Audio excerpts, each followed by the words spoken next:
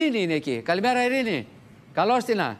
Καλημέρα από το Στάδιο Ειρήνης και Φιλίας, εδώ που γίνεται το 14ο Φεστιβάλ Ελληνικού Μελιού. Μπράβο. Βρισκόμαστε με τον διοργανωτή του, με τον κύριο Λαζανά, τον Θωμά. Καλημέρα, κύριε Λαζανά. Λίγο και βλέπουμε και μια υπέροχη εικόνα. Μπράβο. 400 παραγωγή, 2.000 προϊόντα. Καλημέρα στο Sky, καλημέρα στο Γιώργο τον Αυτιά, καλημέρα σε όλη την Ελλάδα. Να ρωτήσω στο κάτι. πιο γλυκό φεστιβάλ.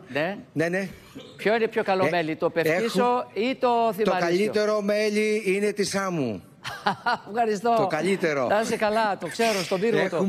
Έχουμε τεράστια επισκεψιμότητα, καθώς οι Αθηναίοι αφογκράζονται τα προβλήματα των μελισσοκόμων, τις φωτιές, τις πλημμύρες και ήρθαν να στηρίξουν. Έχουμε μια αύξηση 20%. Μπράβο. Έχουμε 400 μελισσοπαραγωγούς με μόχθο φτιάχνουν προϊόντα. Μπράβο. Έχουμε πολλά κεράσματα με πολλούς σεφ.